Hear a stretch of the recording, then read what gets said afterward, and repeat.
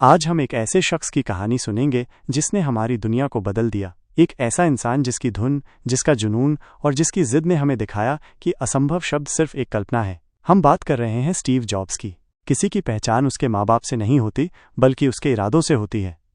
Steve का बचपन कुछ ऐसा ही था। उन्हें उनके जन्म के तुरंत बाद गोद ले लिया गया था। शायद यही वजह थी कि उनके भीतर हमेशा कुछ अलग करने, अपनी पहचान बनाने की एक गहरी चाहत थी। वो पढ़ाई में औसत थे, पर चीज़ों को गहराई से समझने की उनकी लगन बेमिसाल थी। कैलिफोर्निया के उस गैरेज में जहां उन्होंने अपने दोस्त वोज़नियाक के साथ काम करना शुरू किया, वहां सिर्फ सर्किट और तार नहीं जुड़ रहे थे, बल्कि एक क्रांति की नींव रखी जा रही थी। उन्होंने कंप्यूटर को एक मशीन नहीं, बल्कि कला का एक नमूना माना। याद है आपको जब पहली बार आपने माउस इस्तेमाल किया था, या वो ग्राफिकल इंटरफेस जिसने कंप्यूटर को आम आदमी के लिए आसान बना दिया? ये सब स्टीव की यूज़र फ्रेंडली सोच का ही नतीजा था। लेकिन हर चमकती चीज़ सोना नहीं होती, और हर सफलता की कहानी में संघर्ष जरूर होता है। तुम्हारी कमजोरियां ही तुम्हारी सबसे बड़ी ताकत बन सकती हैं। स्टीव को उन्हीं की बनाई कंपनी एप्पल से निकाल दिया गया। सोचिए, जिस बच्चे ने अपने हाथों से एक पूरा साम्राज्य खड़ा किया हो, उसे वहीं से बाहर कर दिया जाए। ये उनके जीवन का सबसे बड़ा मोड़ था। इस दौरान उन्होंने NXT और पिक्सार जैसी कंपनियां बनाईं।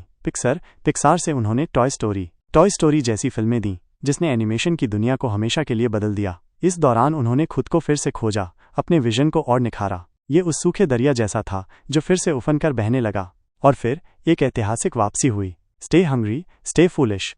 जब स्टीव एप्पल में वापस आए तो कंपनी दिवालिया होने के कगार पर थी, लेकिन उनके पास एक विजन था, एक जुनून था। उन्होंने iMac लॉन्च किया, फिर iPod, जिसने संगीत सुनने के तरीके को हमेशा के लिए बदल दिया। किसे पता था कि एक छोटी सी डिवाइस में हजारों गाने आ सकते हैं? और फिर आया iPhone- एक ऐसा डिवाइस जिसने हमारी जेबों में पूरी दुनिया को समेट लिया। उसने फ़ोन को सिर्फ बात करने का जरिया नहीं रखा, बल्कि उसे एक मल्टीमीडिया हब बना दिया। ये सब स्टीव के उस भरोसे का नतीजा था कि कम ही ज्यादा होता है, लेस इज मोर, और डिज़ाइन सब कुछ है। स्टीव जॉब्स सिर्फ एक बिजनेसमैन नहीं थे, वे एक दूरदर्शी थे, एक कलाकार थे। उन्होंने हमें सिर्फ गैजेट्स नहीं दिए, बल्कि सोचने का एक नया तरीका दिया। तुम्हारे पास खोने के लिए कुछ नहीं है, सिवाय तुम्हारे डर के।